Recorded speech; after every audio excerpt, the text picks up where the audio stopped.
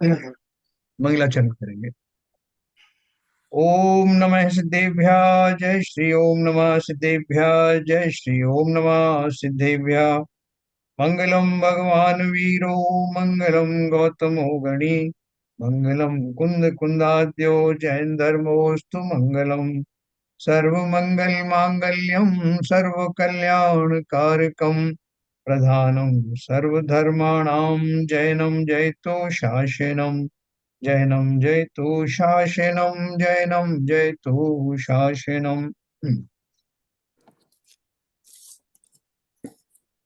पंडित टोडरमल जी द्वारा रचित मोक्ष मार्ग प्रकाशक के अंत में कविवर पंडित बनारसी दास द्वारा एक परमार्थ वचनिका दी गई है। उन्होंने बहुत समराइज वे में, बहुत शॉर्ट में पूरा धर्म का स्वरूप बताया। आत्मा का स्वरूप, निश्चय व्यवहार का स्वरूप, अवस्थाओं का स्वरूप, संसार का स्वरूप, ये सब बहुत शॉर्ट में 3-4 पेज में उन्होंने पूरा समेटा है। अद्भुत है। तो अपन उसके बारे में पढ़ेंगे और उसमें बहुत सारी साइंटिफिक चीजें हैं जो अपने समझ में आएगी। हाँ। देखिए इसमें है, मैं आपको शेयर करता हूँ।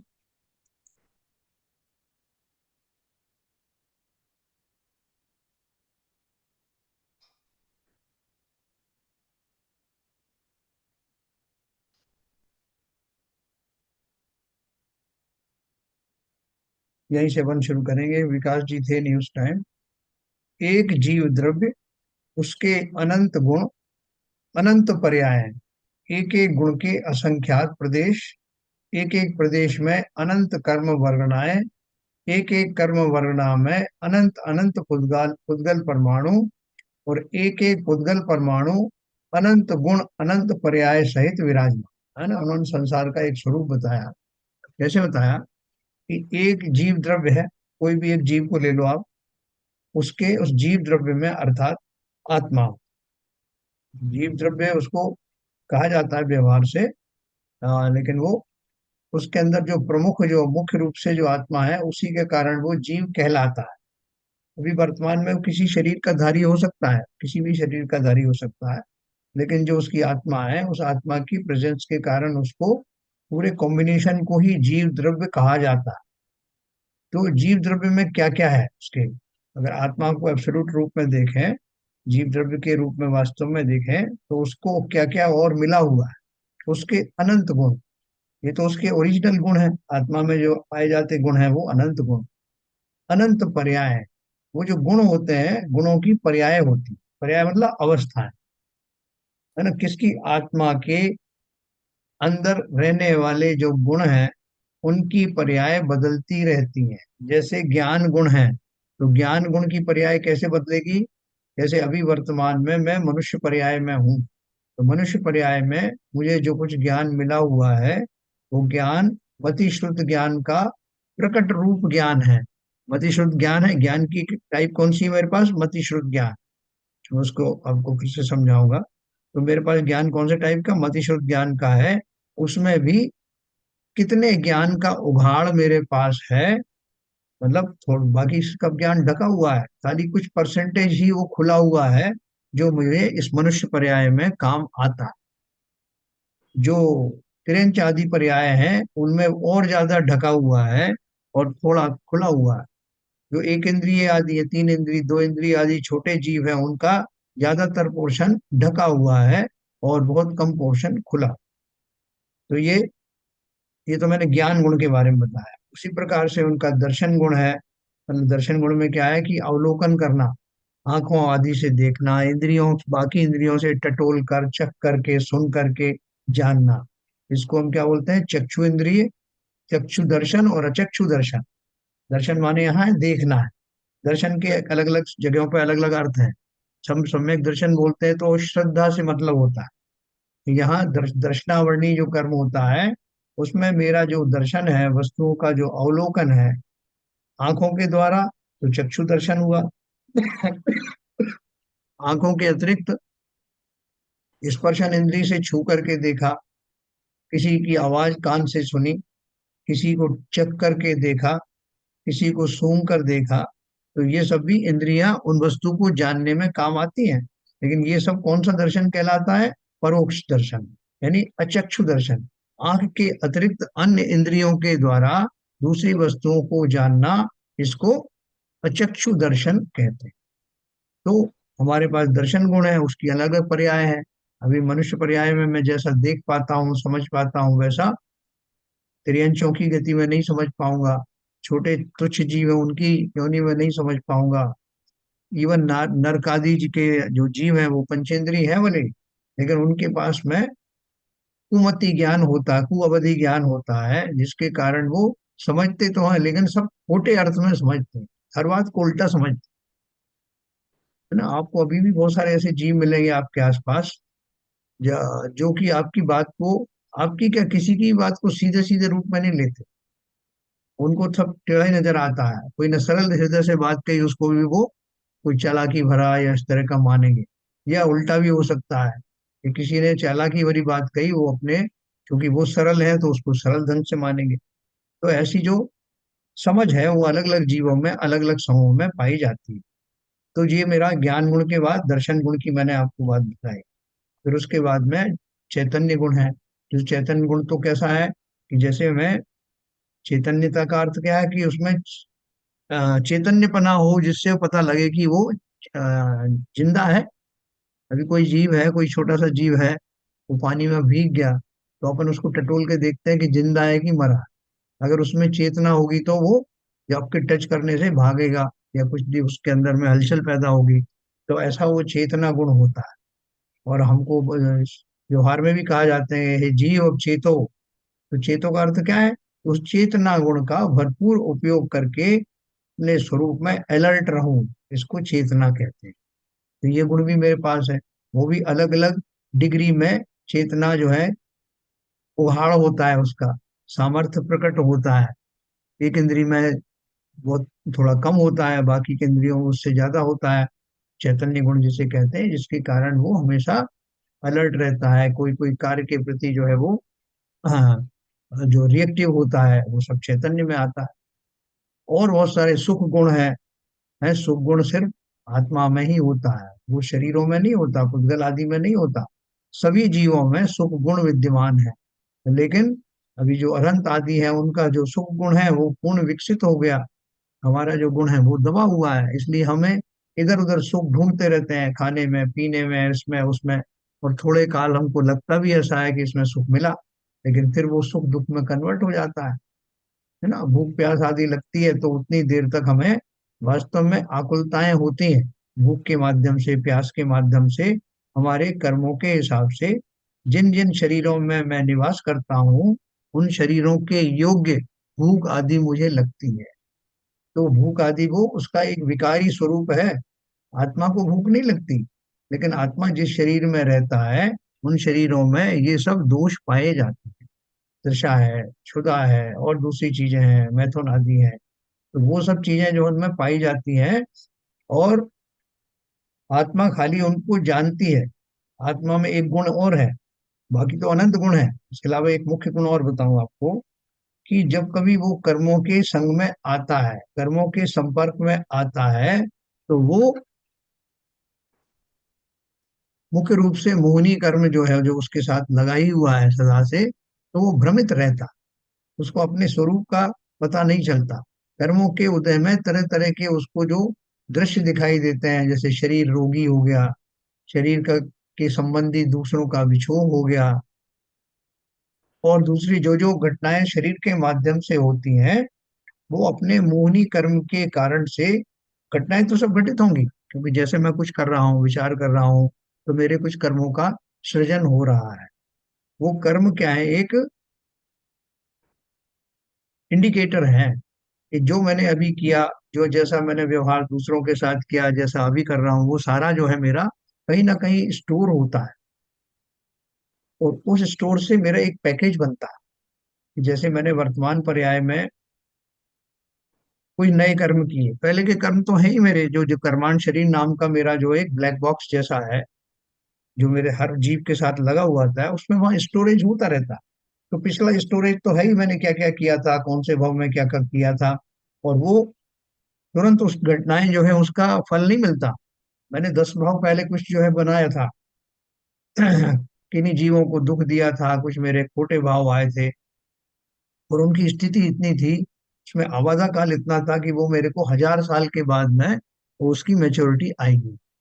अभी मेच्योरिटी आई, वो अभी की नहीं है, तो पहले की मेच्योरिटी है। तो उस मेच्योरिटी के बल से मुझे मालूम पड़ा कि मेरा शरीर जो है अजीब गांठों से भर गया, मेरे अंदर बहुत सारे रोग उत्पन्न हो गए, मुझे जो है वो मेरा मुंह टेढ़ा हो गया।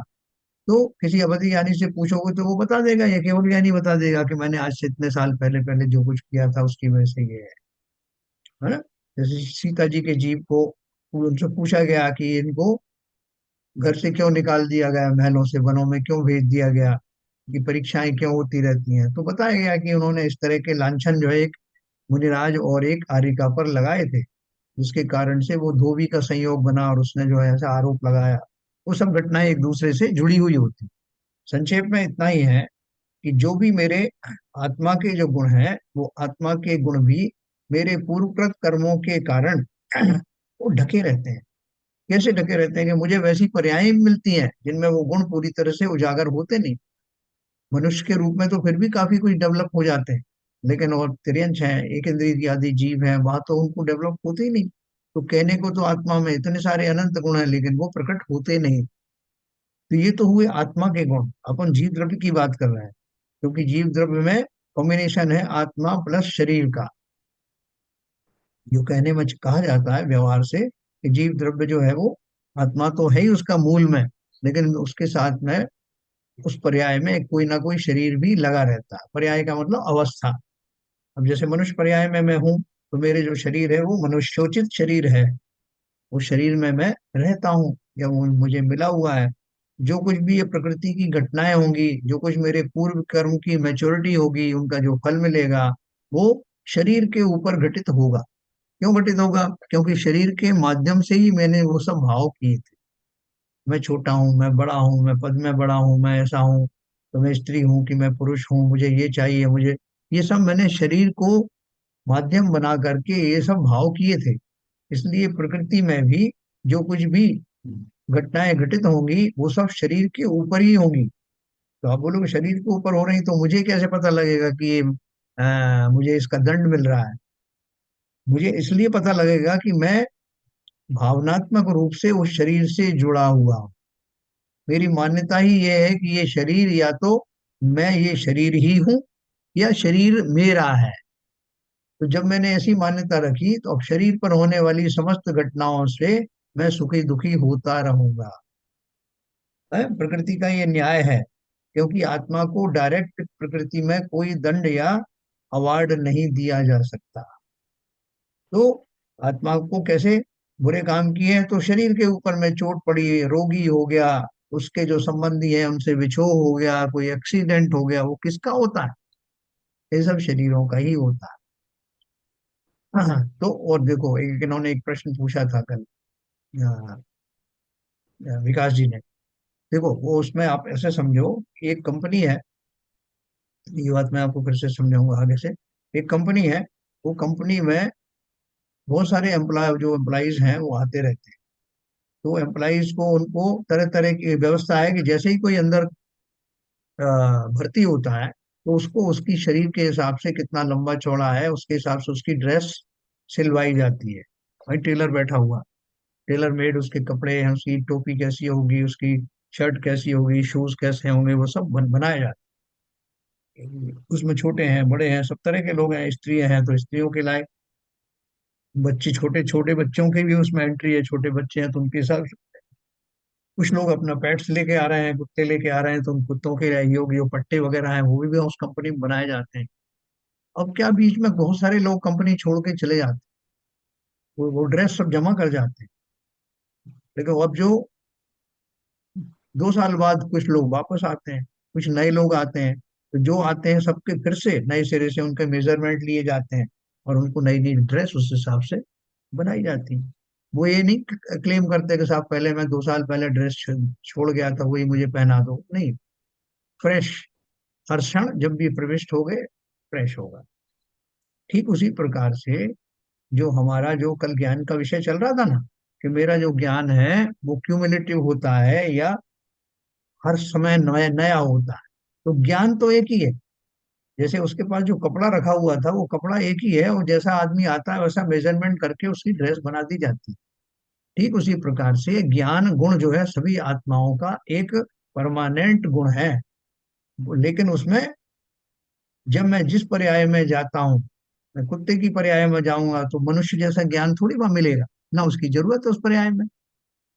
उस पर्याय के योग्य जो है ज्ञान ही मेरा उघाड़ित होगा। कुत्ते की पर्याय में गया, बिल्ली की पर्याय में गया, और छोटे मच्छर की पर्याय में गया, तो वहां उसी योग्य मेरा ज्ञान का उघाड़ होगा। मैंने तो एक पैकेज बनाया, उस पैकेज में बहुत सारे मेरे कर्मों के कारण एक दशा आई।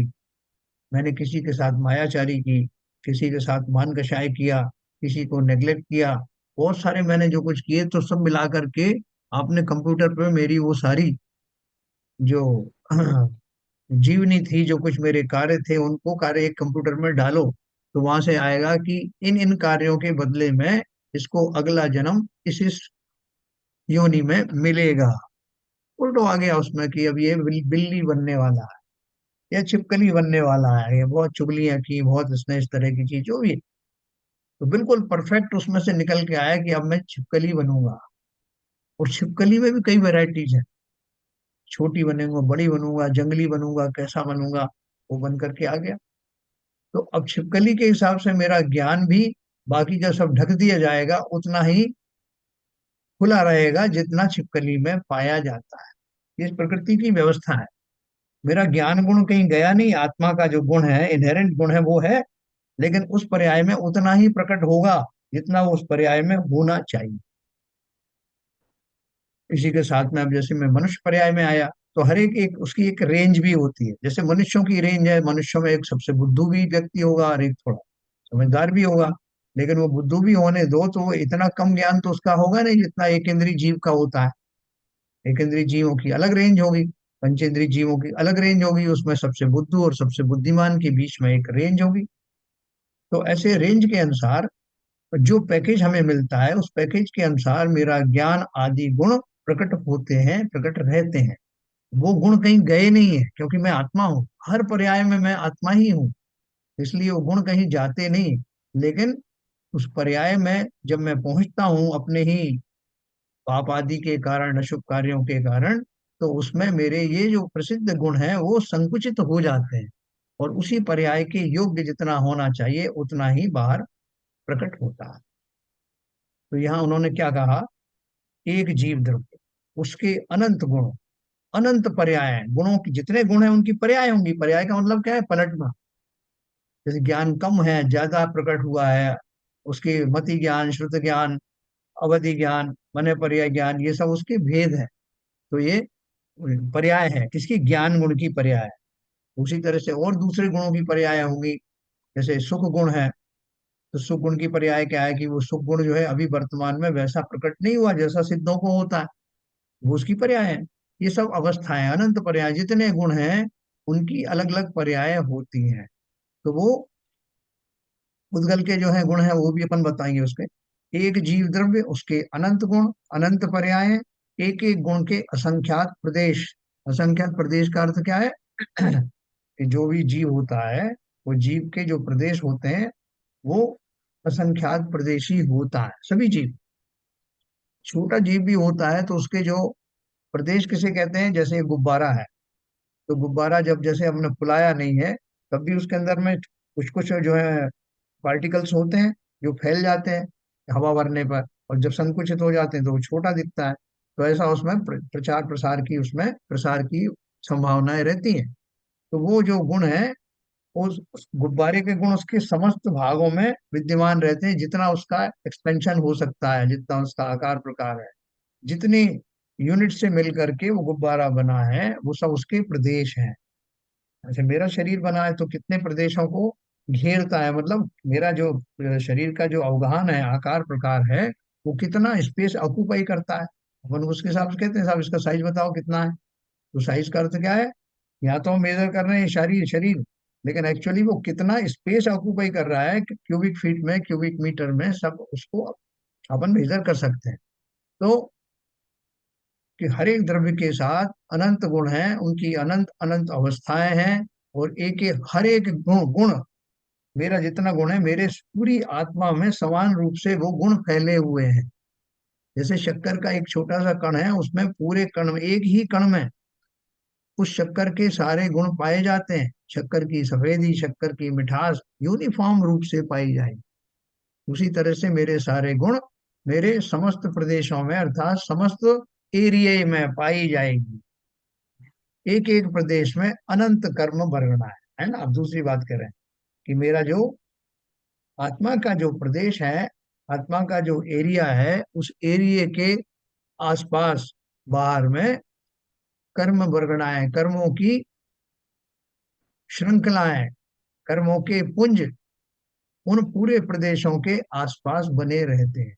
आत्मा के आसपास एक एक कर्म वर्गना में अनंत अनंत पुद्गल परमाणु।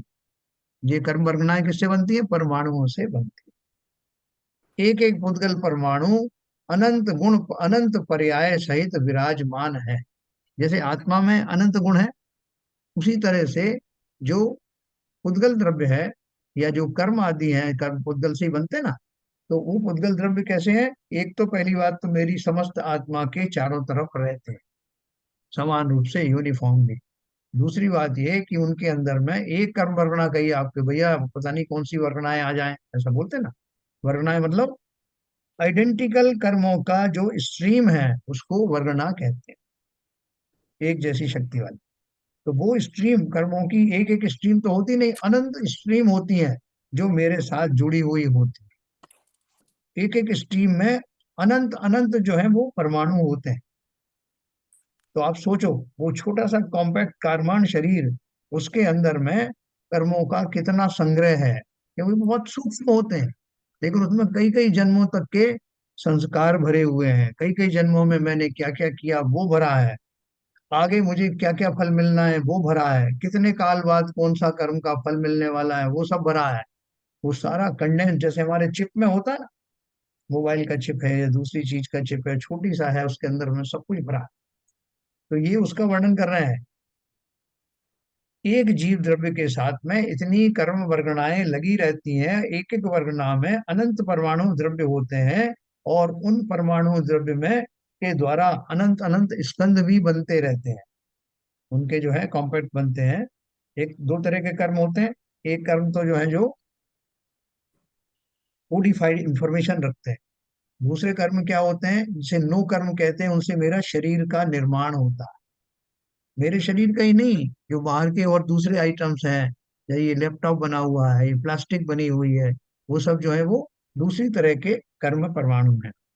तो ये दो तरह के कर्म परमाणुओं से पूरा खेल चलता है। एक तो मेरा कोडिफाइड इंफॉर्मेशन वाला, जिनके कारण में घटनाएं घटित होती हैं, और दूसरा जो जितनी वस्तु है, टेबल है, कुर्सी है, पेन है, प्लास्टिक है, इनसे जो निर्मित है, या मेरा शरीर है, या दूसरे पशुओं का शरीर है, वो सब नो कर्म वर्गणाओं से बनता है। कर्म वर्गणा का मतलब आपको मैंने बताया, वर्गणा मतलब उन पंचगल परमाणुओं के आइडेंटिकल शक्ति वाले स्ट्रीम के द्वारा जो निर्मित है उसको वर्गणा कहते हैं। मतलब एक पुंज में, एक समूह में ऐसे कर्म, ऐसे परमाणु जिनके अंदर एक जैसी शक्ति पाई जाती है, उनका एक समूह, उसको वर्गणा कहते हैं। मैं आपको एक सरल भाषा में समझा रहा हूँ, वैसे भी शास्त्रीय परिभाषा तो थोड़ा डिफरेंट हो जाती है। तो इस तरह से जो जितने भी जीव हैं संसार में, कितने जीव हैं? अनंत जीव हैं।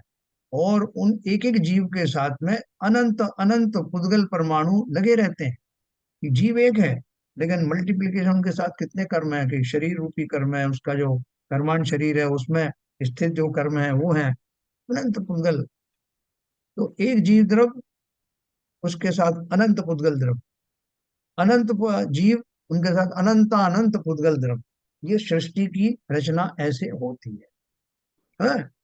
और उनके वो निरंतर बदलते रहते हैं, कॉम्बिनेशन बदलते रहते हैं। जैसे जिन शरीरों जो जिन परमाणुओं से शरीर बनते हैं, वो परमाणु एक स्कंद के रूप में इकट्ठे होते हैं, तो वैसा शरीर की रचना होती है। फिर वही परमाणु जब मैं मर गया, या मेरी अवस्थाएं बदली, मैं जब बच्चा था तो मेरे अलग परमाणु, जो परमाणुओं का जो स्कंद बनता था दूसरे टाइप से बनता था। जब मैं जवान हो गया तो उनका स्तन अलग ढंग से बनता है। परमाणु आते हैं, बहुत से आते हैं, बहुत से बिछुड़ जाते हैं। नए परमाणु आते हैं, पुराने निकल जाते हैं। ये सब रचनाएं चलती रहती हैं। मैं जवान हो जाता हूँ, फिर धीरे धीरे मैं बुढ़ापे की ओर आता हूँ। मेरे काले बाल जो है वो, उनकी जगह दूसरी वरनाएं आती हैं, तो अब जो है सफेद बाल आने लगते हैं। तो ये सारा जो खेल जो चलता है परमाणुओं की पर्यायों के कारण, और मेरे कैसे भाव उस समय उदय में आने वाले, दोनों सिंक्रोनाइज होते हैं। जिस समय मुझे वृद्धावस्था आती है, तो वृद्धावस्था के समय में मेरे आत्मा के जैसा, मुझे जैसा दृश्य देखना होता है उसके हिसाब से, या जो मेरे तरकश में तीर थे, यानी जो कर्म मैंने पहले से जो है सृजन किया था, जिनका इकट्ठे किए थे, उनके अनुसार वृद्धावस्था में आने वाले रोग मेरे फला फला कर्म के कारण आएंगे। वो वृद्धावस्था में ही आएंगे, और वृद्धावस्था के योग्य ही आएंगे। जैसे बालों का सफेद होना, झुर्रियां आना, वो सब उससे कोइंसाइड होगा। कुछ कर्म बुढ़ापे में ही आते, तो वो उस दशाओं से, और मुझे कितना सुखी होना है, कितना दुखी होना है, उस पर भी बहुत निर्भर करता है। कोई 90 साल की उम्र में भी यंग बना रहता है, कोई 40-50 साल की उम्र में भी बूढ़ा हो जाता है। तो वो सब कैसे कोइंसाइड होता है? उन शरीरों की दशा और मेरे जो पूर्वकृत कर्म हैं, उनके अनुसार मुझे क्या सजाएं मिलनी है, क्या अवार्ड मिलना है, वो सब सिंक्रोनाइज होते हैं। इससे बिग कंप्यूटर। तो यह एक संसारावस्थित जीव पिंड की अवस्था है। इसी प्रकार अनंत जीव द्रव्य सपिंड रूप जानना, एक जीव द्रव्य अनंत अनंत पुद्गल द्रव्यों से संयुक्त मान। हाँ, अभी इसमें किसी का कोई प्रश्न हो तो पूछ सकते। विकास जी, थोड़ा सा कुछ क्लियर हुआ? थोड़ा अनम्यूट करना, अनम्यूट करके, हाँ। जी जी। नहीं, हाँ, काफी कुछ तो क्लियर कर रहे हैं आप। आपने जो पहला वो एक स्टार्टिंग में बताया इससे रिलेटेड अपना, अ, जो आपका ज्ञान का कुमुलेशन होता है, हाँ, कैसे एक व्यापारी कपड़े का एग्जांपल दिया आपने। हाँ, कैसे हम धारण करता है अपने हिसाब से, उसी हिसाब से ही चलता रहता है। जी हाँ। और देखो, ज्ञान गुण सबके पास है, हरी उसका जो है ना, और फुल है। लेकिन क्या है कि जिस पर्याय में आप जाएंगे उसमें से उतना ढक जाएगा, और उतना ही मिलेगा जो उस पर्याय में आवश्यक है, उतना ओपन रहेगा, वो नया नहीं कहीं से आ नहीं रहा है। सभी जीवों के पास ज्ञान गुण है, जी और ज्ञान गुण अपना फुल स्विंग में है। लेकिन एक कंडीशन है कि वो, आप जिस पर्याय में जाएंगे, जिस अवस्था में जाएंगे, वहां अपने कर्मों के हिसाब से आप जा रहे हैं, आपने पैकेज बनाया उसमें जा रहे हैं, और जिसमें जाएंगे उसमें आपको उसके अनुसार, शूटिंग टू दैट सिचुएशन, उतना ही उघाड़ उसका रहेगा, वही आपका प्रकट रहेगा। ज्ञान जी तो है। वो जो दूसरे में जी जाओगे तो और ज्यादा ओपनिंग हो जाएगी, आप अनंत बनेंगे तो आपको बहुत ओपनिंग हो जाएगी, फुल ओपनिंग हो जाएगी, इस तरह से। सर मेरा जी है सर। हाँ, हेलो। हाँ हाँ, सर, जैसे मतलब अपन जितनी योनि है, जैसे अपन बोलते हैं 84 लाख, जनरली बोला जाता है 84 लाख योनि है। तो मैं जिस कर्म में जो कर्म बांधता हूँ, उसी कर्म में उसी योनि में ही भुगतना पड़ता है। जैसे मतलब जैसे अभी कोई हाथी होगा, घोड़ा होगा, चूहा होगा। जिस समय घोड़ा हाथी के जिसमें ने कर्म बांधे होंगे, जब मुझे वापस वो हाथी या घोड़ा है जो इसकी पर्याय मिलेगी, तभी वो फल कटेंगे उस समय। मतलब वो जैसा मैं, जो चूहे वाले जो गुण हैं वो अभी मनुष्य गति में से मतलब नहीं मिलेंगे, तो वो कर्म जो वहां बांधे थे मैंने, वो यहाँ नहीं कटेंगे। हाँ, हाँ, जैसे बिल्कुल अपन सही है। बोला जाता है मनुष्य योनि ही ऐसी है जहां सारे कर्म काट सकते हैं, यहीं से मोक्ष जाने का रास्ता है। मतलब हाँ, मैं मनुष्य हूँ, मतलब सारे कर्म काट सकता हूँ। देखो, उसका अरेंजमेंट इस तरह से होता है। जैसे मान लो कि आपने कोई ऐसे कर्म बांधे जो अभी, आयु तो बंद नहीं हुई है, लेकिन जो आपको बिल्ली बनाने में काम आएंगे, कि जो आपने ऐसे माने, काफी गुण गुण ऐसे हैं जो बिल्ली वाले जो कर्म आपने किए हैं, लेकिन अभी आपकी आयु का बंद हुआ नहीं, नहीं अगली आयु का। ठीक है। और भी बहुत सारे हम बांधते रहते हैं, सारे जीवन भर बांधते रहते हैं, फिर ठीक भी करते रहते हैं, उनमें कुछ सुधार भी होता है, संक्रमण होता है, चेंजेस भी होते रहते हैं, जब तक उदय में नहीं आते। तो कुल मिला करके अभी मेरी अगली अगले जन्म की आयु बंध गई। तो मान लीजिए कि मुझे अब जो कुत्ते की योनि में जाना, तो कुत्ते की योनि में गया, लेकिन वो कर्मांड शरीर में वो सारे परमाणु भी हैं लेकिन उनका अभी टाइम नहीं आया। तो वो उसका जो सिंक्रोनाइजेशन है, उनका टाइम कब आएगा? तो अगली बार मैं आयु का बंद कर रहा हूँगा, जिसमें वो सारी प्रवृत्तियां जो है बहुत इकट्ठी हो गई होंगी कि अब मेरी अगली आयु बिल्ली की होने वाली है। तो वो जो मेरे जो कर्म इकट्ठे थे, वो सारे जो है वो उसके अनुसार जो है वो इकट्ठे होकर के उस पर्याय को का निर्णय करेंगे कि मैं बिल्ली की पर्याय में जाऊंगा। तो वो कितने साल बाद जाऊंगा? जब मेरी ये पर्याय समाप्त हो जाएगी, ठीक उस समय उनका उदय आएगा। तो जितने जितने पूर्व पर्यायों में मैंने कर्म ग्रहण किए हैं, उनकी स्थिति कितनी बांधी है। मान लो मैंने 10,000 साल की आयु उसकी बांधी, कोई कर्म मैंने कभी ऐसा बांधा जिस जो 10,000 साल के बाद में मुझे फल देगा, है ना? फॉर एग्जाम्पल अभी 10,000 साल में मेरा जो है वो बहुत सारी पर्याय चेंज हुई, और वो पर्याय 10,000 साल बाद जो आनी थी, वो पर्याय भी निश्चित है कि 10,000 साल बाद मेरी कौन, जिस समय मेरा जैसा मेरा एटीट्यूड चल रहा है, उसके अनुसार 10,000 साल में मेरा कैसी पर्याय आने वाली है, वो यहाँ डिसाइड हो गया। और वो जो मेरे और दूसरे कर्म थे जो 10,000 साल बाद ही आने वाले थे उदय में, वो कोइंसाइड हो जाते। तो इस तरह का जो चीज चलती है अभी, जैसे आपने बोला ना कि जो मुझे जो चूहे के रूप में जो मुझे दुख होने वाले हैं, वो उसी योनि में जाकर के होंगे। बांधे तो मैंने पहले हैं, लेकिन उसका सही समय कब आएगा? जब मैं चूहा बनूंगा। तो ऐसा प्रकृति में पूरी व्यवस्था है। क्या क्या क्या संजय प्रकाश जी, हाँ सर। कुछ अभी कंफ्यूजन रह गया आपको? नहीं सर, फिर वही बोल रहा हूँ, फिर मैं जब मोक्ष जाने जाता हूँ जब, तो हाँ मोक्ष जाने के लिए वो सारे कर्म फिर मैं यहीं पे समुद्र घात करके खत्म करता हूँ, जो जो मेरे इस योनि में नहीं आ रहे हैं, जो हाँ मनुष्य गति में नहीं आ रहे हैं, लेकिन अब मुझे मोक्ष की तरफ जाना है। जैसे उस समय मेरे बहुत सारे कर्म कट रहे हैं, हाँ। मैं इसी योनि में, तो मनुष्य की योनि में ही तो मैं सब काट सकता हूँ, सबको सब खत्म कर सकता हूँ। वो आपकी बिल्कुल बात सही है, क्योंकि जो मनुष्य की योनि में ही जीव मोक्ष जाता है, और किसी योनि से जाता नहीं है, मनुष्य में भी पुरुष होकर के। ठीक है। तो वो जो, लेकिन एक ही भाव में वो सब कट जाएंगे जरूरी नहीं। जैसे कितनी बार हम मनुष्य बने। तो ये आपकी बात बिल्कुल सही है कि मनुष्य बनकर ही वो सारे कर्म समाप्त होंगे। अंतिम कर्म का जो निषेध खिरेगा वो मनुष्य पर्याय में ही खिरेगा। लेकिन हर एक मनुष्य पर्याय में सारे परमाणु खिरे नहीं जाएंगे। वैसे अनंत काल से मैं मनुष्य भी बन रहा हूँ, लेकिन अभी तक तो मैं सिद्ध बना नहीं।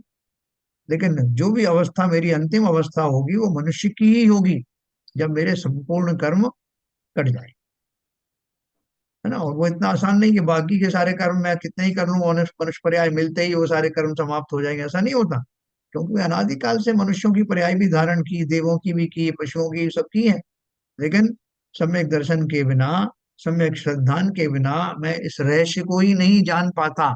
ये क्या हो रहा है, कैसे हो रहा है, क्यों हो रहा है, मैं हूं कौन, मुझे क्या करना है। मैं तो शरीरों से जुड़ जाता हूँ।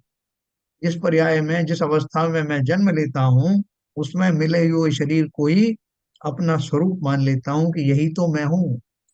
मैं बिल्ली हूँ, मैं कुत्ता हूँ, मैं मनुष्य हूँ, मैं स्त्री हूँ, मैं पुरुष हूँ। शरीर के अनुसार ही मैं अपनी मान्यता बना लेता हूँ। सम्यक दृष्टि को ऐसी श्रद्धा होती है, अभी आगे भी आएगा। सम्यक दृष्टि को, भले ही उसने अभी चारित्र उसको नहीं हुआ, अभी उसने नियम संयम आदि भी ग्रहण नहीं किए, लेकिन उसकी श्रद्धा सच्ची हो गई। तो जिस शरीर को वो अपना मानता था, जिसके बिगड़ने सुधरने से, बीमार हो जाने से वो दुखी हो जाता था, जिस शरीर को कोई अनुराग करता था तो वो उसे मित्र मान लेता था, जो कोई शरीर को तकलीफ देता था या उसके योग्य जो विषय नहीं देता था, उन्हें शत्रु मान लेता था। सम्यक दृष्टि को ऐसा भाव नहीं होता, है ना? उसे बहुत क्लियर से पता होता है। एक सिंपल सम्यक दृष्टि की बात कर रहा हूँ, जो अभी गृहस्थी में है, गृहस्थ अवस्था के सब कार्य भी कर रहा है, लेकिन अंदर से, ऊपर से वो आपको ऐसे करता हुआ दिखाई देगा, किसी का मामा है, किसी का चाचा है, किसी का भाई है, और वो कहलवाएगा भी और कहेगा भी। लेकिन अंदर से सम्यक दृष्टि और मिथ्या दृष्टि में क्या फर्क है? मिथ्या दृष्टि तो यही मानेगा कि ये जो शरीर रूपी अवस्था है यही मैं हूँ। लेकिन सम्यक दृष्टि मानेगा कि शरीर मुझे मिला जरूर है, मगर मैं शरीर नहीं हूँ, मैं इससे जुड़ा भी नहीं हूँ। हाँ, मैं इससे, मेरा इसका कोई कनेक्शन भी नहीं है, कोई वायरिंग भी नहीं है। लेकिन पर्याय में ऐसा अरेंजमेंट मुझे मिला हुआ है, और इसलिए मैं इस व्यवहार में ऐसा हूँ, पूरी बात समझता। तो जब हम भी इस बात को पूरी तरह समझने लगेंगे तो क्या फायदा होगा। अगर हम सम्यक दृष्टि बन गए, हमने अगर ये जान लिया कि मैं ये शरीर में हूँ जरूर, लेकिन वास्तव में मैं शरीर से मेरा कोई कनेक्शन नहीं है, तो मेरा व्यवहार लोगों के प्रति बदलेगा नहीं बदलेगा? बताओ विकास जी, अनम्यूट करके बताओ।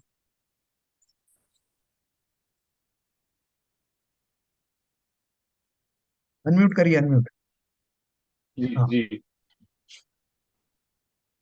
जी अगर मुझे पता लग जाए कि मेरा जो शरीर है जिसे मैं अपना मानता आया हूँ, और जिसके बल पर मेरे दोस्त आदि बनते हैं, वो दोस्त लोग मेरी आत्मा थोड़ी पहचानते हैं, वो शरीर को ही जानते हैं।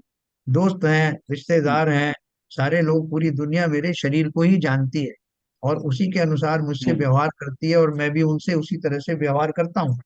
और इसीलिए मैं दुखी सुखी होता हूँ, जी किसी से नाराज हो जाता हूँ कि इसने मेरा अपमान किया, मुझे कुर्सी पर नहीं बिठाया, है, मुझे कुर्सी पर नहीं बिठाया, मुझे ये नहीं दिया, मुझे अच्छी ड्रेस नहीं दी। अगर उसको ये मालूम पड़ जाए कि शरीर के माध्यम से होने वाले ये मान सम्मान झूठे हैं, कि मेरा मान सम्मान तो है नहीं, मैं तो जीव द्रव्य हूँ, आत्म द्रव्य हूँ, शरीर मिला जरूर है मगर मैं शरीर, ना तो शरीर मेरा है ना ही मैं शरीर हूँ, ऐसा भाव होने से उसको क्या फर्क पड़ेगा? हम्म,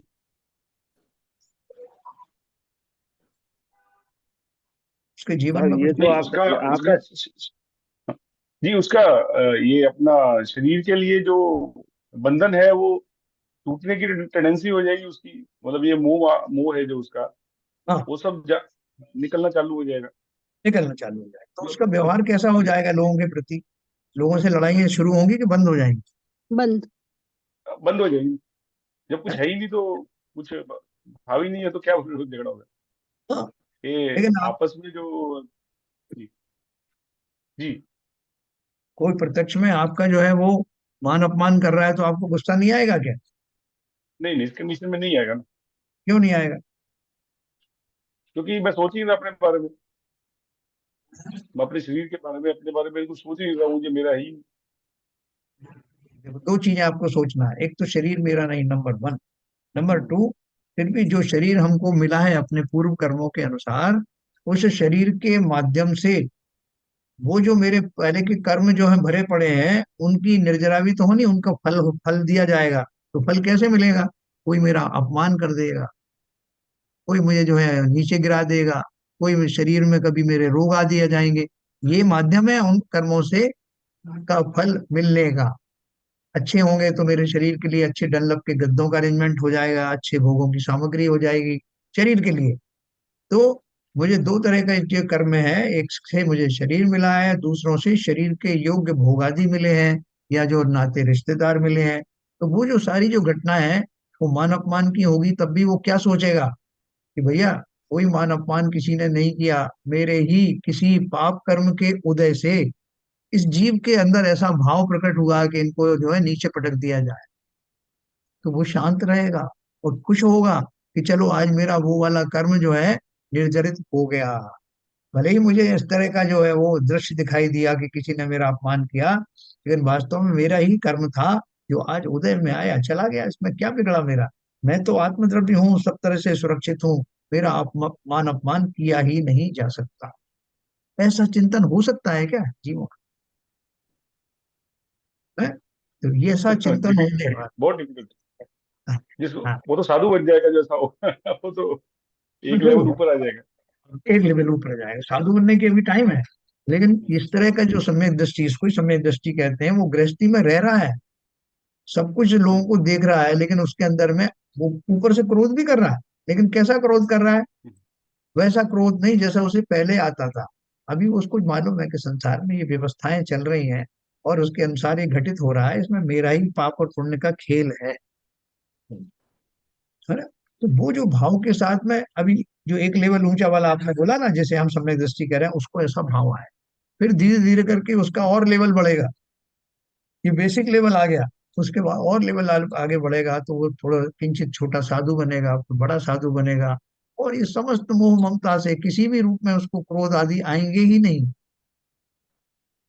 तो सबसे पहला हमको क्या बनना है वस्तु के स्वरूप को समझना, जैसा अपन ने कोशिश की समझने की। और वो समझने के बाद जब मेरा वो लेवल आ जाता है कि अब हर चीज में मैं वैसा नहीं सोचता जैसे पहले सोचता था। पहले तो मैं हर किसी से मैं बैर बांध लेता था, इसने मेरे साथ ऐसा किया, मैं इसको देख लूंगा। अब मेरे अंदर भाव ऐसे आते नहीं। किंचित पूर्व कर्म के, पूर्व संस्कारों के कारण ने, पहले की अभ्यास के कारण मुझे किंचित गुस्सा भी आता है तो क्षणिक होता है। तुरंत मुझे भाव आता है कि भैया इसकी कोई गलती नहीं। देखो, कोई प्रकृति आपको कोई अगर दंड देना चाहे तो कैसे देगी? प्रकृति तो जो है न्यूट्रल है, चेतन तो है नहीं। तो किसके माध्यम से सजा आएगी? ये चैतन्य द्रव्यों के माध्यम से आएगी। किसी ने आपको कुछ कर दिया, किसी ने आपका अपमान कर दिया, तो वो तरीका है नेचर का आपको अच्छा बुरा फल दिखाने का। लेकिन आप समझ गए हो, तो आप उससे दुखी नहीं होगे, ये आपकी समझदारी। ऐसे लोग हो सकते हैं क्या? आपको लगता है कि ऐसा कल्पना में ऐसे भी हो सकते हैं लोग? हैं? प्रैक्टिकली नहीं तो होते डिफिकल्ट होंगे है। सब। इसके लिए हमें दिखाई नहीं देते, क्यों? क्योंकि मिथ्या दृष्टियों की संख्या बहुत है। लाखों में एक आध सम्यक दृष्टि होता है, और वो होते हैं। जैसे बनारसी दास जी का मैंने, जिनकी ये रचना है, उनका उदाहरण दिया था कि उनके घर में चोर घुस गया, और उनके पास वैसे ही बहुत ज्यादा कुछ था नहीं, लेकिन जो भी वो लेके जा रहा था उन्होंने खुद उसकी पीठ पे लदवाया और उससे कहा कि भैया और कुछ चाहिए तो ले जाना। क्यों? विरक्त हो गए थे, संसार में क्या है, ये सब चीजें यहाँ की यहीं पड़ी रह जाने वाली हैं, मेरा इससे कोई लेना देना। जब शरीर ही छूट जाएगा तो बाकी वस्तुएं तो अपनी है ही नहीं। जहाँ देह अपनी नहीं, तहाँ ना अपना कोई। तो ऐसे विचार वाले जीव आज भी मौजूद हैं, और ऐसे विचारों को रख करके बहुत समता के साथ रहते हैं। उन्हें ही सम्यक दृष्टि कहा जाता यहाँ मेरा एक क्वेश्चन है सर। है। हाँ, बोलिए। तो ऐसा मैंने काफी बार मेरे को ऐसा समझ में आया कि लोगों को ममत्व जो है शरीर से कम हुआ है, और वो वास्तव में मानते हैं कि ये हमारे जो कर्मों के योग है, कर्मों के वजह से ही हमको जो भी कष्ट जो असहता कर्म का उदय है उसकी वजह से हो रहा है, और ये हमारा नहीं है।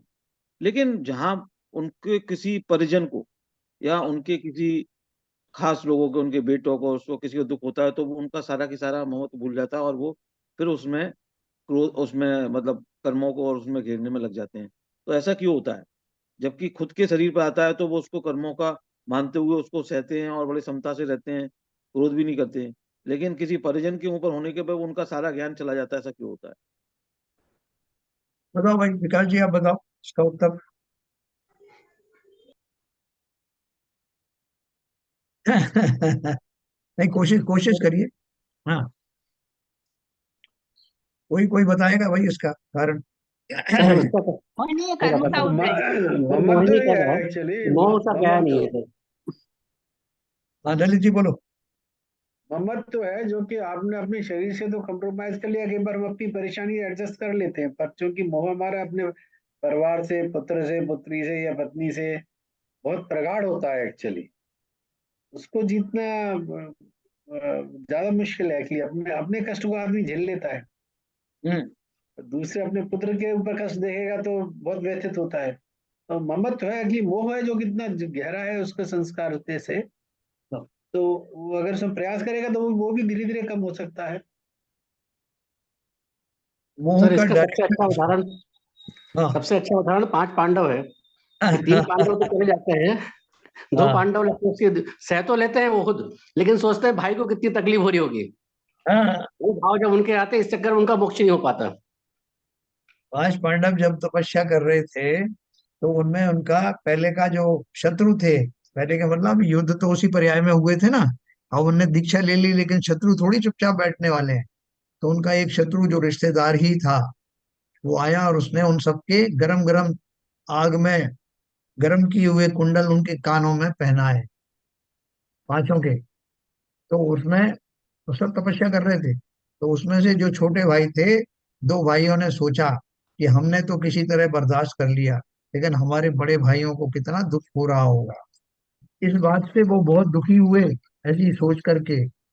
जबकि जो बड़े भाई थे वो दुख महसूस कर ही नहीं रहे, लेकिन इन्होंने अपने चिंतन के कारण से अपने ध्यान को डिग्रेड कर दिया, और ये तो स्वर्ग में ही गए जबकि वो तीनों मोक्ष गए। है ना? तो मोह उनको अपने से ज्यादा उनके ऊपर था। जो ऐसी परिस्थिति आती है, माँ का सामने कोई बेटे के ऊपर कोई उत्पात हो रहा हो, तो माँ सामने आ जाती है कि बेटे को कुछ नहीं होना चाहिए। ये मोह की ममता है, मोह की माया है ना। अपन भक्तामर पाठ में लिखा ना, जिस तरह से जो हिरणी होती है, वो अपने बच्चे के ऊपर होने वाले उपसर्ग के कारण स्वयं उसको बचाने के लिए कूद पड़ती है। वो जानती है कि मैं बचूंगी नहीं, लेकिन जब तक मैं जिंदा हूं बेटे को कुछ नहीं होना चाहिए। तो ये हमारा मोह जो है कहाँ डाइवर्ट होता है, कहाँ शिफ्ट होता है, उसके अनुसार जीव की ये दशाएं। ठीक है, एक बंदरी का उदाहरण देते हैं कि बंदर होता है ना, तो बंदर जो है, जो उसकी छोटा बच्चा है, उसकी जो बंदरी होती है, बंदरिया होती है, वो क्या करती है कि जैसे उसके नीचे वैज्ञानिकों ने एक्सपेरिमेंट किया कि एक नीचे उसकी जो बालू है, रेत है, उस पर उसको खड़ा किया और रेत को खूब गर्म किया। तो गर्म करते हैं तो वो क्या करती है कि वो बच्चे को ऊपर उठा लेती है कि जिससे उस तक गर्मी ना पहुंचे, और वो सहन करती रहती है। जब उसकी सहन से बाहर हो जाता है, बहुत और टेम्परेचर बढ़ाया जाता है, तो वो उसी अपने बच्चे को नीचे जमीन पर रखकर उसके ऊपर खड़ी हो जाती है। मतलब क्या हुआ?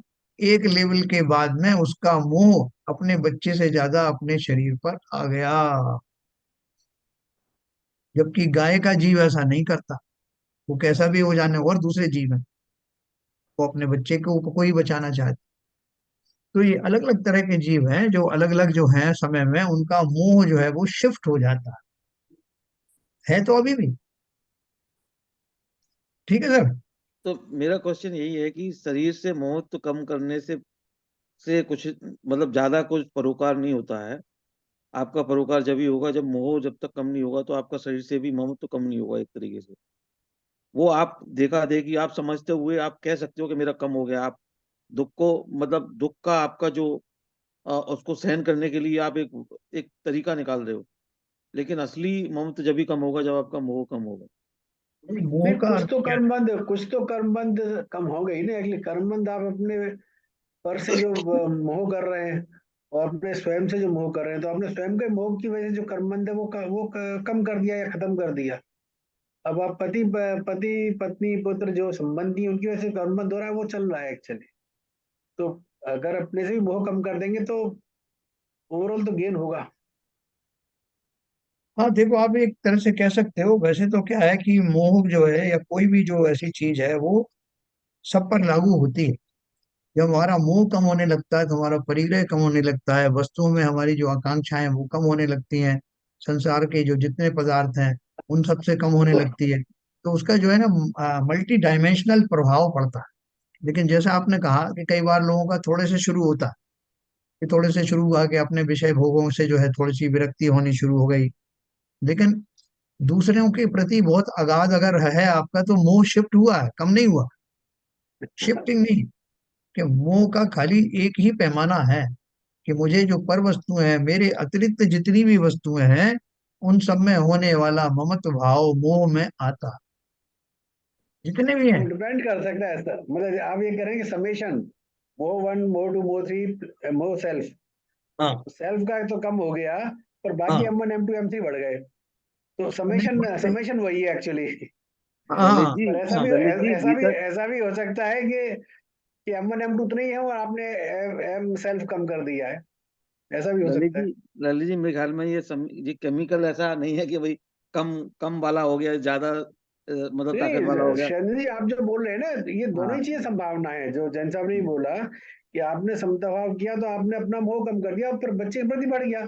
ऐसा भी हो सकता है कि आपने अपना कम कर दिया, बच्चे के प्रति जितना था उतना है। हम्म। संभावना है, एक्चुअली किसी को नहीं पता, केवल ज्ञान को पता, केवल ज्ञानी को पता है क्या है एक्चुअल में। हाँ नहीं वो तो बात सही है आपकी। वो बात लेकिन सही है एक आपकी। एक बात जैसे मैंने आपको बताया कि जो मोह है, मोह का अर्थ है कि अपने अतिरिक्त समस्त पदार्थों से क्या कहना चाहिए, उनसे अटैचमेंट समाप्त हो जाना, ममत्व समाप्त हो जाना अपने अतिरिक्त। मोह का जो परिभाषा है वही ये है कि मैं पर द्रव्यों में बहुत वो रखता हूँ, वो अनुराग रखता हूँ, राग रखता हूँ या नहीं द्वेष रखता हूँ पर द्रव्यों में। तो वो उसमें फिर जो है मैं भले ही जैसा खोजूं कि नहीं साहब इसमें तो कम हो गया, उसमें तो ज्यादा है, ऐसा होता नहीं। क्योंकि जो बेसिक थ्योरी है वो यही थ्योरी है। जिस जो मोह समाप्त होने वाला होता है, मतलब ये तो ऊपर ऊपर से मैंने इसका कम कर दिया, उसका मुझे साहब अब डायबिटीज हो गई साहब, मुझे अभी मिठाइयाँ अच्छी नहीं लगती साहब, मेरा बिल्कुल अनुराग नहीं रहा मैं मिठाइयों से। ऐसे कंडीशनल नहीं होता। मोह का अर्थ ही ये है कि अपने अतिरिक्त जितने भी पदार्थ हैं, अपने मतलब आत्मा के अतिरिक्त जितने भी पर पदार्थ हैं वो मेरे नहीं हैं।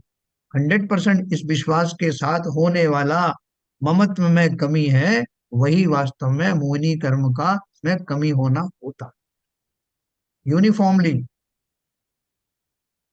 सर क्योंकि ये मैं इसलिए ये बात आपकी बात बिल्कुल सही बोली आपने जैन साहब, कि जी हमारा जो बहुत कभी कभी जो शिफ्टिंग होता है जगह जगह पर, टाइम बाउंड कभी कभी शिफ्ट होता है, वो बेसिकली हमारी समझ के हिसाब से हम उस बात को कहने की कोशिश करते हैं या अपने को समझाने की कोशिश करते हैं। असलियत में वो मोह कम नहीं होता। असलियत में मोह कम होगा तो हमारी पूरी सभी चीजों से कम होना ही चाहिए। यस, आपके एक बेटे ने आपके साथ दुर्व्यवहार किया और आपने पेपर में निकलवा दिया, आज से इस बेटे के साथ मेरा कोई संबंध नहीं, इसके द्वारा किए गए कोई लेन देन का मैं जो हूँ जिम्मेवार नहीं, ये आज से मेरा बेटा ही नहीं। तो ये आपका मोह कम हो गया क्या उस बेटे से? नहीं हुआ ना। द्वेष में हैं? क्या है कि द्वेष द्वेष बढ़ गया ना, उसमें जब देश उधर में मोह कम कन्वर्ट हो होगा तो गया। द्वेष बढ़ गया। यस, देश बढ़ गया। राग और देश दोनों ही तो है ना, उस मोह की पर्याय हैं वो। तो देखो ये जो मैंने जो आपको टॉपिक लिया आज का, मेरे हिसाब से जरूरी था ये, क्योंकि न केवल विकास जी जो अभी ज्वाइन किए, हम सबके अंदर भी अभी बहुत सारी भ्रांतियां मौजूद हैं। तो बीच ये बीच में सब अपन जरूरी था। पूरा हमारा आज एपिसोड उस सर पर ही एक है। छोटा, हाँ, जी अब सर ये मुझे छोटा इस पे डाउट है। हाँ जी, छोटा एक क्वेश्चन है। सर हाँ बोले। सिविल सर आप सिविल जैन साहब कुछ बोल रहे थे जिसमें बीच में बोल नहीं, दिया। आप बोलिए, आप बोलिए। जी थैंक यू सर। सर ये मेरा बोलने का मतलब ये है कि देखिए हम लोग सब लोग ना जो भी हैं, हमारा एक फंडामेंटल फंडामेंटल ड्यूटीज होता है अपने लिए, समाज के लिए, अपने ऑफिस के लिए, अपने रिलेटिव्स के लिए, सबके लिए। अगर मैं फंडामेंटल ड्यूटीज को पूरा करने पे जाता हूँ तो मोह माया होना तो स्वाभाविक है, होगा ही। एंड मेरा लाइफ, हर आदमी का लाइफ का कुछ यानी एक मोटो होता है जिसके लिए वो दुनिया में आया है। उसमें अगर मैं इस लाइन पे चलता हूँ, मोह माया की लाइन में चल मतलब अपने ये अब सब मोह को छोड़ के, अब मोह को छोड़ के मैं इस डायरेक्शन में चलता हूँ कि मुझे किसी से मोह माया नहीं रखना है, तो मुझे सब कुछ छोड़ना पड़ेगा। इस वर्तमान परिस्थिति में रह के ये करना ये क्या बोलते हैं, एडवाइजेबल है कि नहीं, कि मुझे पहले तो अपना काम पूरे करने हैं सारे, जिसके लिए मैं हूँ, जिसके लिए मैंने एजुकेशन ली है, जिसके लिए मैंने ये वर्तमान स्थिति में रह के मैं ये सब नहीं कर सकता हूँ। मतलब मेरा बोलना तो ये कैसे पॉसिबल है कि हम लोग ये अपना काम भी करते रहें और इस टाइप का थिंकिंग भी रखें देखिए, कि ऐसा है, मुझे मोह माया छोड़ना ऐसा है विकास जी। ये आपने बहुत सही बात कही। पहली बात तो ये है, जो काफी देर से जो डिस्कशन हो रहा है, वो का जो एम्पलीट्यूड है या उसका विस्तार है, ये तो सही बात है कि हमारा डिपेंड करता है कि वो हमारा राग किससे है। हमारा पत्नी से राग है, हमारा बेटे से राग है, हमारे फ्रेंड से राग है, हमारा ऑफिस से है, इससे है, वो तो थोड़ा थोड़ा वेरी करता है। मगर जब हम विरक्ति वाली बात की, मोह से हम दूर वाली बात होती है, तो हम जो सामाजिक जिम्मेदारियां हैं या पारिवारिक जिम्मेदारियां हैं, उनको निर्वाह करते हुए, वो हमारी मजबूरी है, हम कर रहे हैं, मगर हम ये जान के कर रहे हैं कि मैं इससे अटैच नहीं हूँ। वो भावना पैदा होती है, तभी क्या कहते हैं, सम्मुक्ति की तरफ हम बढ़ते हैं। और ये ग्रस्त होते हुए हम कर सकते हैं, ग्रस्त में हमें प्रैक्टिस कर सकते हैं। जिसको सम्यकदर्शी कई ग्रस्त होते हैं, जब तक क्या कहते हैं वो घर नहीं छोड़ देते हैं, एलक क्षुल्लक नहीं बनते हैं, घर में रह के ग्रस्त रहते हैं, मगर वो सम्यक दर्शन हो चुका होता है उनको, मगर वो अपनी सारी जिम्मेदारियां निभाते हैं ये सोच के कि ये मेरी जिम्मेदारी है, मगर उससे उनका कोई अटैचमेंट नहीं है। तो ये अपने भावों के ऊपर निर्भर करता है, हम अपने भावों को किस स्तर पर बना के रख सकते हैं। ये बहुत बढ़िया है। देखिए आपने एक शायद एक हमने एक उदाहरण पढ़ी थी या आपने बिजनेस ज्वाइन किया, जिसमें एक सेठ और मुनीम की बात हमने कही थी, जी जी जी, बहुत है ना। बढ़िया। तो विकास जी वो एक छोटी सी कथा में 1-2 मिनट में आपको बोलता हूँ, फिर अपन डिस्पर्स होंगे। तो एक जो सेठ होता है और उसके यहाँ जो मुनीम होता है, मुनीम मतलब जो उसका जो कर्मचारी होता है, जो दुकान पे वही बैठता है, सेठ तो जो है बैठता नहीं। उसने दुकान लेकर के डाल दी है कि कपड़े की दुकान है और उसके ऊपर वो मुनीम बैठता है। अब उसके पास जो भी ग्राहक आते हैं वो ग्राहक जो है बरसों से उसी को देख रहे हैं और उसके व्यवहार से उनको यही लगता है कि यही मालिक है। और वो ऐसा एक्सप्रेशन भी देता है कि वह उसने किसी ने कुछ कम करवाया पैसा, नहीं नहीं बहन जी मैं नहीं कर सकता कम, मेरी इतनी लागत ही नहीं है, मेरी इतनी इससे ज्यादा लागत है तो मेरे को नुकसान हो जाएगा, और ये आप ले लो और फिर आना और अपने साथियों को भी बुलाना, मुझे अच्छा लगेगा। वो जितनी भी बातें कर रहा है, वो बातें करने में ये कहता भी जा रहा है कि आज इतनी बिक्री हुई, आज मजा आ गया, इतना आनंद आया, इतना इकट्ठा हो गया पैसा, ये सब भी कह रहा है। लेकिन उसके मन में क्या विश्वास है कि वो दुकान उसकी है या सेठ की? बताइए विकास जी। जी वो अपना सेठ की तो हम मान रहा है, पर अब इस समय अपना मान का पोषण कर रहा है इस तरह से। नहीं नहीं, जो उसकी वो उदाहरण ऐसे में जो ऐसे बिहेव कर रहा है कि ऐसे बिहेव कर रहा है नहीं कि वो नहीं सेठ की दुकान नहीं मेरी है। तो वो क्या कर रहा है, अपना मान का पोषण कर रहा है। मान नहीं की नहीं, बात नहीं है, ये मान की उदाहरण बात नहीं है। दूसरे इस नहीं नहीं पर्पज से नहीं दी जा रही है। एक मिनट, हाँ बस बोलिए राजू, आपको समझ जी में वो आया? एक्चुअली जी मैं समझ गया, ये क्वेश्चन का भाव मैं समझ गया। वो एक्चुअली अपनी ड्यूटी है उसकी जो निर्वाह कर रहा है, एंड उसी में खुश है कि मेरी ड्यूटी का निर्वाह करते हुए मैंने अपना टारगेट पूरा कर लिया, उसी हाँ में वो संतुष्ट है। ठीक है, उसे पता है कि उसकी ये दुकान उसकी नहीं है, पर जो उसका काम है वो पूरा कर लिया, वो हाँ, उसमें उसकी संतुष्टि है, उसी से खुश हो रहा है। मतलब वो दुखी जी सुखी भी होता है, लेकिन अगर मान लीजिए कोई मेजर जो है नुकसान हो गया या मेजर फायदा हो गया, तो उसके मन में ये है कि मेरा क्या है, जो सेठ का है अंदर से तो उसको ये विश्वास है ना, वो कार्य भी सब कर रहा है, लेकिन वो अंदर से संतुष्ट है कि इसमें मेरा कुछ नहीं है। जाएगा तो सेठ का जाएगा, मिलेगा तो सेठ को मिलेगा, मैं तो अपनी ड्यूटी कर रहा हूँ, ऐसा जो भाव है उसको बैकग्राउंड में रहेगा कि नहीं रहेगा, है ना। अगर वो भाव रह सकता है, उसी तरह से जैसा भी सीवीजन साहब ने कहा, तो कि अगर मैं गृहस्थी में रह करके इस तरह का भाव रखूं कि जी मेरे आसपास जितने मेरे रिश्तेदार हैं, मेरी पत्नी है, मेरे बच्चे हैं, ये सब बाय डिफॉल्ट मेरे कांटेक्ट में आए हैं, क्योंकि मेरे पूर्व कर्म के ऐसे कर्म थे और इन लोगों के भी थे जो हम एक जगह इकट्ठे हुए। एक जगह इकट्ठे होते हुए मेरा शरीर, मेरे पास जो शरीर है उसके जो रोग आदि हैं उनको मुझे भोगना है, इसके रोग आदि इसको भोगना है। मैं जो है धन आदि जो कमाने का जो भाव करता हूँ, वो धन भी सब में डिस्ट्रीब्यूट हो ही जाता है। जिस जिस प्रोपोर्शन में जाना है, छोटा बच्चा है तो उस रूप में उसको मिलेगा, बड़ा है तो उस रूप में मिलेगा, स्त्री है तो उसको मिलेगा, क्योंकि सभी जीवों ने अपने अपने पुण्य किए हैं, पाप किए हैं, उसी हिसाब से उनके शरीर है, उसी हिसाब से शेष इस परिवार में आए हैं। मुझे अपनी ड्यूटी मिल गई है, इनको अपनी ड्यूटी मिल गई है। तो ये खाली जो कर्मों का समूह है, चक्र है, उसके अनुसार से ये परिस्थितियों का निर्माण हुआ है। समय पूरा होने पर सब अपने अपने चले जाएंगे, कौन कहाँ से आया था फिर कहाँ कहाँ चला जाएगा। इसलिए मैं अपना काम बिना इनसे अटैच हुए करना है। अपनी भूमिका को भी नहीं डाइल्यूट कर रहा हूं मैं अगर पिता हूं तो पिता की भूमिका निभा रहा हूँ, पुत्र हूं तो पुत्र की भूमिका निभा रहा हूँ। लेकिन अंदर से ये मुझे पता है सेठ मुनीम की तरह कि मैं इस संसार में अकेला हूँ। ये सब रिश्ते नाते सिर्फ संसार तक ही सीमित हैं, और वही बदल बदल के रिश्ते भी बदलते रहते हैं। अगर आपने उस जन्म में वो पूरे नहीं करे सच्चे बेटे के हिसाब से, तो फिर जन्म में, दूसरे जन्म में आपको करना पड़ेगा, आप बन जाएंगे। इस तरह के होता रहता। लेकिन जैसा आपने कहा कि सम्यक दृष्टि होने के बाद में क्या जीव गृहस्थी को चला सकता है, या एक जो गृहस्थ है जो उस तरह के कार्य करते हुए सम्यक दृष्टि रह सकता है, तो ये दोनों पॉसिबल है। ये एक छोटा सा एग्जाम्पल ये भी है विकास जी। आपका आपका लड़का है, अगर कोई गलत रास्ते पे जा रहा है, आपने उसको दिशा निर्देश दिया कि तो ये रास्ता सही है, तो उसके दो पहलू हो सकते हैं। एक तो वो क्या कहते हैं, आपने दिशा निर्देश दिया उसको माने ना, आपको दुख होगा।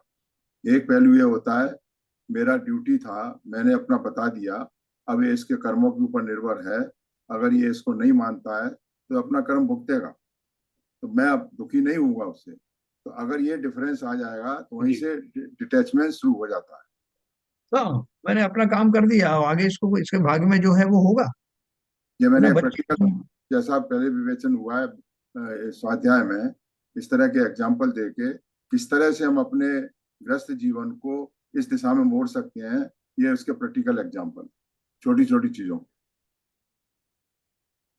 ठीक है सर, तो इस पे थोड़ा आप विचार करना, और कल अपन थोड़ा सा इसके बारे में, और अपन आपके कोई प्रश्न होंगे तो अपन ले लेंगे, क्योंकि ये सारी किताब पढ़ने का फायदा यही है कि हमें अपने प्रैक्टिकल जीवन में किस तरह से रहना चाहिए उसके लिए एक दिशा मिल जाती है। ठीक है, चलिए समय हो गया। ललित जी, जिनवाणी स्तुति कर।